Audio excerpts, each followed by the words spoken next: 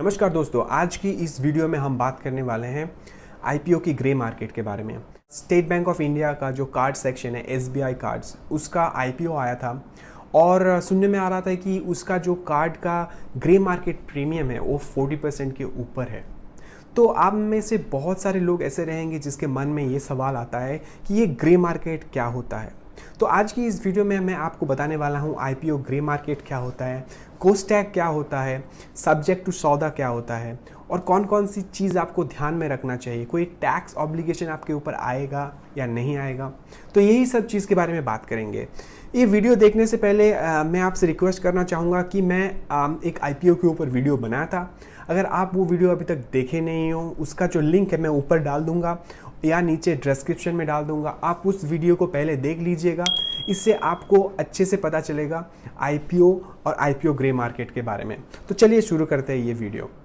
पहली जो चीज़ है मार्केट को अंडरस्टैंड करने का, तो दुनिया में कोई भी मार्केट आप उठा के देख लीजिए, तीन तरह की मार्केट आपको मिलेगी। एक होती है वाइट मार्केट, जहाँ पे सारी जो ट्रांजैक्शन है वो लीगल होती है। आप कोई गुड्स के लिए पैसे देते हो, टैक्स पे करते हो, और ये मार्केट रेगुलेटेड होता है। आपको अगर ख़राब कोई चीज़ देता है कोई, आप जाके कंप्लेन कर सकते हो, कंज्यूमर कोर्ट में जाके कंप्लेन कर सकते हो। तो ये सारी चीज़ ये है वाइट मार्केट। ब्लैक मार्केट हो गया बिल्कुल ऑपोजिट, जहाँ पे सारी डील होती है इलीगली, जहाँ पे ब्लैक मनी का इन्वॉल्व होता है, टैक्स नहीं दिया जाता कोई चीज़ कोई गुड्स के लिए, वो हो गया ब्लैक मार्केट। और इन दोनों के बीच में आती है ग्रे मार्केट, जो ना कि वाइट है ना कि ब्लैक है, ये एक पैरेलल मार्केट है। या ये जो ग्रे मार्केट है, ये ग्रे मार्केट बिल्कुल ट्रस्ट के ऊपर चलता है, फिर आपका जो अनऑथोराइज डिस्ट्रीब्यूशन चैनल है उससे चलता है। सिमिलरली अगर आप शेयर मार्केट में आते हो, आईपीओ में आते हो, यहाँ पे भी एक ग्रे मार्केट है। कोई भी कंपनी जब अपनी शेयर मार्केट में लाती है तो वो पहले प्राइमरी मार्केट में आईपीओ इशू करता है। अगर आप एक बायर हो, आप मार्केट में जाके उस आईपीओ के लिए एप्लीकेशन देते हो, उसके बाद कुछ दिनों के बाद आपको आईपीओ की अलॉटमेंट होती है, उसके कुछ दिनों के बाद शेयर्स की एनलिस्टमेंट होती है स्टॉक एक्सचेंज में। लेकिन ये ग्रे मार्केट कहाँ पे एग्जिस्ट करता है मैं आपको बता दूं। शेयर की एप्लीकेशन, शेयर की अलॉटमेंट, इन दोनों के बीच में ग्रे मार्केट का एग्जैक्ट पोजीशन है। बेसिकली ग्रे मार्केट एक अनऑफिशियल मार्केट है जो रेगुलेट नहीं है सेबी या आपके स्टॉक ब्रोकर या कोई बैंक के द्वारा, जहाँ पे एक बायर होता है, जहाँ पे एक सेलर होता है और एक मिडिलमैन होती है जिसको हम आईपीओ ग्रे मार्केट डीलर कहते हैं। और ये डीलर का काम होता है बड़े छोटे सब तरह का जो इन्वेस्टर है, जो रिटेल इन्वेस्टर है, उनको एक दूसरे से कनेक्ट करना। और यहाँ पे जो भी ट्रांजैक्शन होती है वो सारी ट्रस्ट के ऊपर होता है और सारे ट्रांजैक्शन कैश बेसिस पे होता है।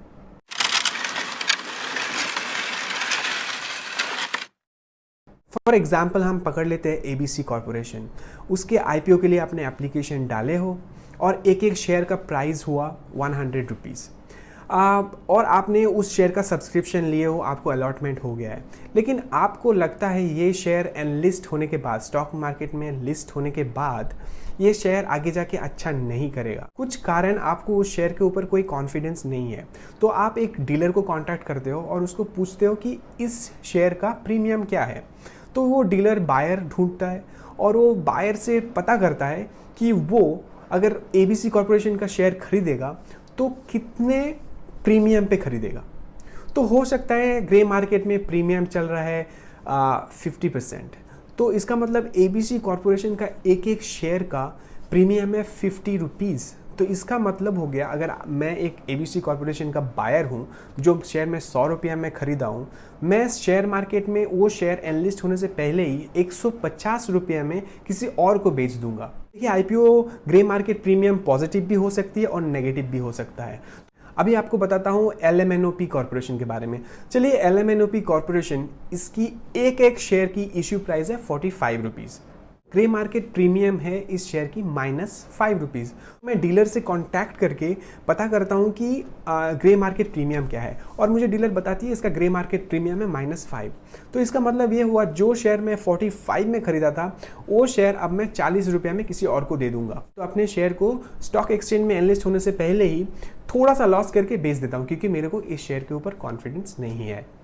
अगर आप कोई आईपीओ के लिए एप्लीकेशन डालते हो, इसका कोई गारंटी नहीं है कि आपको उस आईपीओ का अलॉटमेंट होगा।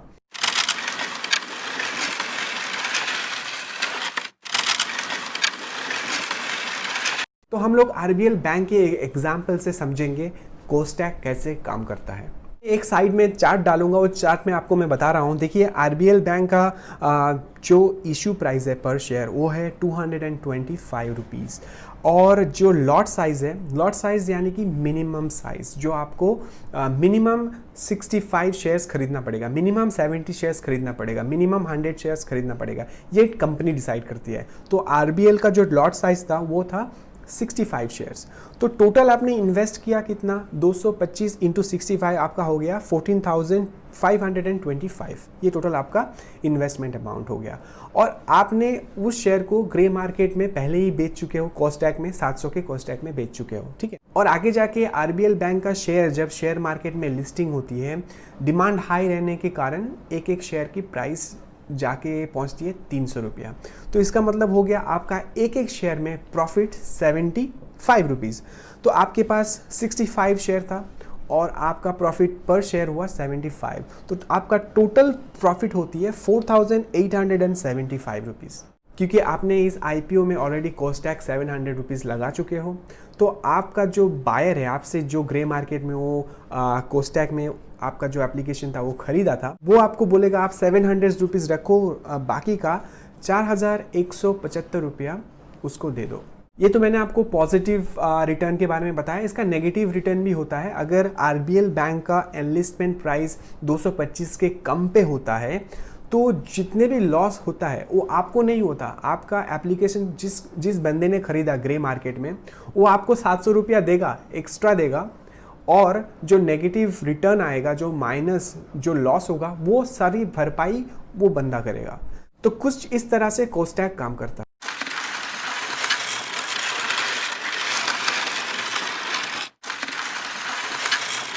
पहले जो मैंने आपको एग्जांपल दिया था आरबीएल बैंक का, जहां पे जो टोटल प्रॉफिट आपके अकाउंट में दिखाया गया था वो था 4,875, और इसका टैक्सेबल अमाउंट होता है 731, 15% टैक्सेबल अमाउंट 731। लेकिन वो जो डील आपने करके रखा था पीछे आईपीओ ग्रे मार्केट में, जहाँ पे एक कोस्टैक प्राइस आपने पहले से लेके रखा था 700 रुपीज़, आपका टैक्सेबल अमाउंट है 731 और आपका कोस्टैक प्राइस है 700। इसका मतलब कुल मिला के आपका लॉस होता है -31, मतलब 31 रुपया का घाटा, यानी कि आप लॉस में जाते हो।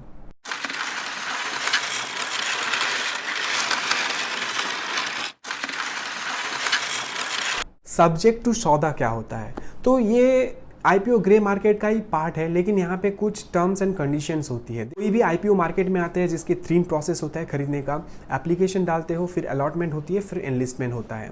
अगर आप एप्लीकेशन डाले हो और ग्रे मार्केट में उसे बेच दिए हो कोई एक बायर को, जो आपके शेयर्स जो एप्लीकेशन है वो खरीद रहा है, लेकिन उसने अगर टर्म्स लगा दिया कि अगर आपका एप्लीकेशन के अगेंस्ट में शेयर अलॉट नहीं होता तो ये जो पूरा डील है ये वॉइड हो जाएगा, और इसी चीज़ को हम कहते हैं सब्जेक्ट टू सौदा। यहाँ पे एक कंडीशंस होती है, अगर आपको शेयर्स की एप्लीकेशन के अगेंस्ट में एलोकेशन नहीं होती, शेयर की अलॉटमेंट नहीं होती, तो ये पूरा डील वॉइड हो जाता है। इसी को हम कहते हैं सब्जेक्ट टू सौदा। आईपीओ में इन्वेस्ट करना या आईपीओ जो ग्रे मार्केट है वहाँ पे ट्रांजैक्शन करना सही नहीं है, क्योंकि यहाँ पे क्या होता है कि आप बिल्कुल ट्रस्ट के ऊपर सारी काम करते हो, सारी कैश के ऊपर डील करते हो।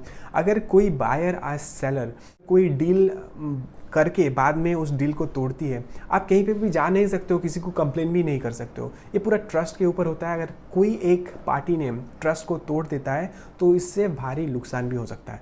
तो मुझे लगता है कि आपको आईपीओ ग्रे मार्केट से दूर ही रहना चाहिए। मैं रेफरेंस के लिए बता देना चाहता हूँ, दिल्ली, मुंबई, सूरत, अहमदाबाद, ये 4 शहर है जहाँ पे आईपीओ ग्रे मार्केट की बहुत ज़्यादा चलन है। यहाँ पे आपको आईपीओ ग्रे मार्केट के डीलर्स भी बहुत ज़्यादा मिल जाते हैं। अगर आपको इस वीडियो में कुछ नया सीखने को मिला तो इस वीडियो को लाइक कीजिए। आप मेरे काम को सपोर्ट भी कर सकते हो इस चैनल को सब्सक्राइब करके। अगर आप कोई दोस्त को पहचानते हो जो शेयर मार्केट में इंटरेस्टेड है, उससे ये वीडियो फॉरवर्ड करें ताकि उसको भी पता चले आईपीओ ग्रे मार्केट के बारे में। अगर आपकी कोई कमेंट हो, नीचे कमेंट बॉक्स खुली हुई है, आप जाके आप अपने कमेंट कर सकते हो। कोई सवाल हो वो आप डायरेक्ट मुझसे पूछ सकते हो। तो इस तरह की जितने भी एजुकेशनल वीडियो है मैं आगे आपके लिए लाता रहूँगा। मिलते हैं आपसे अगले वीडियो में। बहुत बहुत धन्यवाद।